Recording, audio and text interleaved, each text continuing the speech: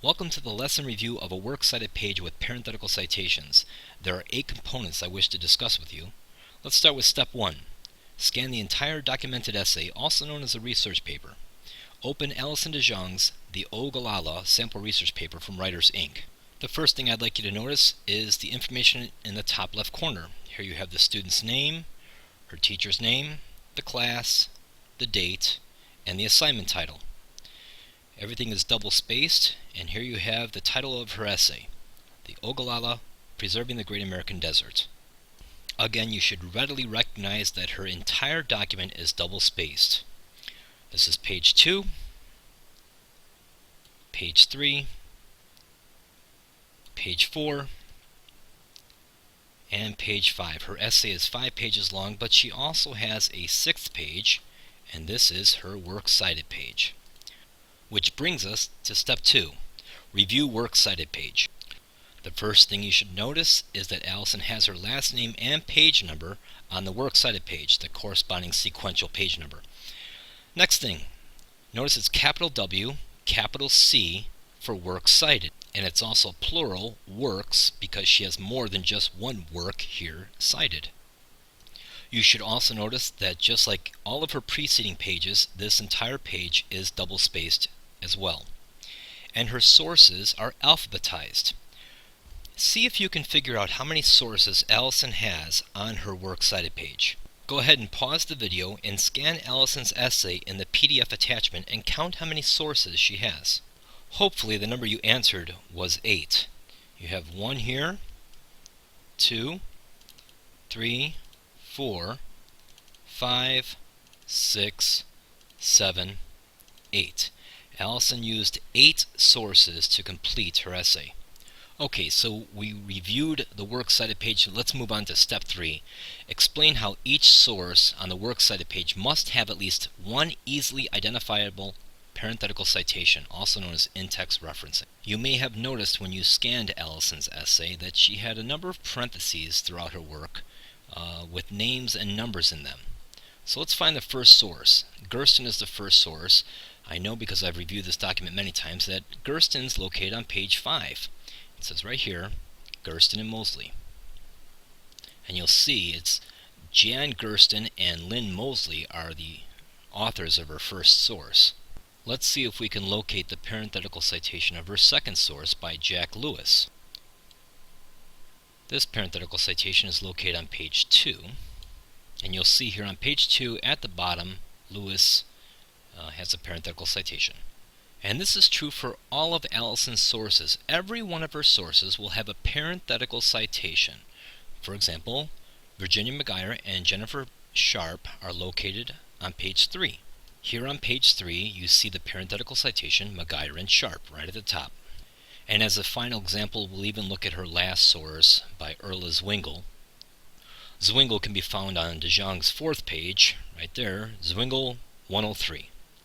Now I mentioned how each source must have at least one parenthetical citation, but Alison, or you, or any writer for that matter, can have multiple citations for each source. For example, Erla Zwingli is located not only on page 4 of Alison DeJong's document, page 4, but Zwingli is also located on page 2. So you see DeJong page 2, and she's got Zwingli 85, as well as Zwingli 83. Okay, I think we accomplished the 3 most difficult steps of this lesson. Let's move on to the 4th. Identify Alison's first direct quote. So if we return to the beginning of her essay, you'll see she has the words desert and sprinklers in quotes, but this is not a direct quote, because Alison's trying to say that this is not a normal desert, and these are not normal sprinklers. This desert is covered with fields of wheat, corn, alfalfa made possible by center pivot irrigation, and these sprinklers are some really high-powered sprinklers. So if we scroll down further, we'll see, here's our first parenthetical citation, but there's no quotes here. We'll get back to that. Still looking for some quotes. We have some quotes here. Quotes and a parenthetical citation. Now there's no author's last name in this parenthetical citation because the author's last name is mentioned in the beginning of the sentence. Here you have Erla Zwingli, page 83. Now Alison uses Erla Zwingli's exact words to describe an aquifer, so she has to put it in quotes. As Erla Zwingli puts it, an aquifer such as the Ogallala is like a gigantic underground sponge. Okay, so we're halfway done. On to step 5. Identify first parenthetical citation and explain the type. We've already located our first parenthetical citation. It's right above our first direct quote. But why are there no quotes, and where is the author's last name? There's no author's last name because Allison mentions John Opie here at the top of the paragraph, and there are no quotes because Allison is paraphrasing information that she got from Opie's piece. She says here, dirt, clay, and rocks accumulated above it so that the waters of the Ogallala can now be reached at depths of 300 feet beneath the surface. These are not John Opie's exact words. They are words which Allison paraphrased into her own piece. Now, I want to make something abundantly clear. Anytime you use information that did not come from your own brain, whether it's summarized or paraphrased, you have to cite that information or else you are guilty of plagiarism. Okay, we're on step 6. Go to page 3 of De Jong's documented essay and identify all the parenthetical citations on that page. Here we are on page 3. Go ahead and pause the video, scan Allison's essay in the PDF, and count how many parenthetical citations she has on page 3. Okay, we're rolling in 3, 2, 1. Hopefully you counted 6. You have Maguire and Sharp, Thorpe, Nebel and Wright. John Opie has one here. You have Lewis and Nebel and Wright. Of these 6 citations on page 3, can you figure out which one is the only direct quote? Let's take a look. Allison De Jong clearly paraphrased information from Maguire and Sharp because there are no quotes. She paraphrased information from Thorpe. Again, there are no quotes. Paraphrased information from Nebel and Wright. There are no quotes. Actually, it's this indented piece here is the only direct quote. And ironically, there are no quotes. That's because whenever you have, and there's a slight error here, whenever you have 5 lines or more of directly quoted information, you have to indent that entire piece. Now, Allison actually did have 5 lines or more of information here, but when I retyped her essay, it shrunk to only 4 lines. But I decided to leave it in its original form, the way it was meant to be. Step 7 is probably the easiest step of them all. It says insert header with paginate and also learn how to properly double space. Your paper, your document, your essay, whatever you want to call it, can have a header and a footer. Just like the human body can have a head at the top, feet at the bottom, so too can your paper. So I'll use this actual document right here as an example. You click on Insert, Header, just use the default, and just go to the top of the piece, and you'll see that your cursor is in the top left corner. You want to change the margin so it's aligned right. You'll type your last name, hit a couple dashes or hyphens, and then we'll insert field page number. You click that, you click off of it, and there it is. So now I have gray 1, and it will do that for each page. Gray 2, gray 3, and gray 4. For whatever reason, there's a small percentage of students who do not know how to properly double space, and if you do not do so correctly, you'll have all sorts of formatting issues. For example, I've seen students where at the end of each line, they'll put their cursor there, and then they'll hit Enter. And then they'll put their cursor there, and they'll hit Enter. And this is their form of double spacing, which is completely incorrect.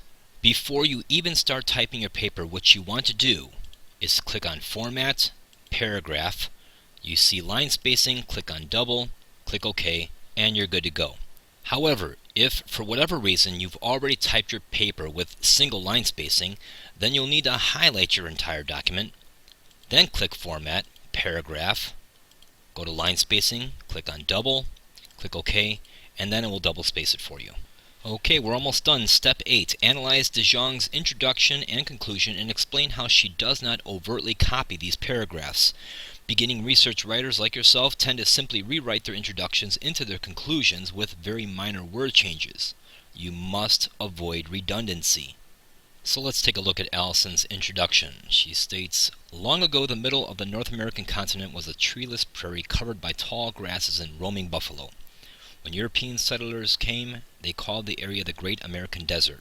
Today, this desert is covered with fields of wheat, corn, and alfalfa made possible by center pivot irrigation. My grandfather used to sell center pivot systems, and when my family drove to my grandparents' home in Nebraska, we would count how many sprinklers were watering each section of land. At the time, I didn't know that this water was being pumped from something called the Ogallala Aquifer, a huge underground water supply. Throughout the years, this aquifer has made the Great American Desert one of the best farming areas in the world.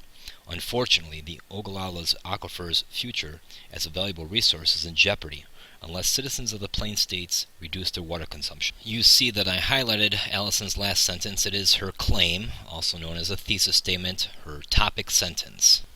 Let's take a look now at Allison's conclusion, and you'll notice it does not say in conclusion. What it does say is, in the end, citizens of the Plain States need to change their attitudes about their water consumption and think about the future.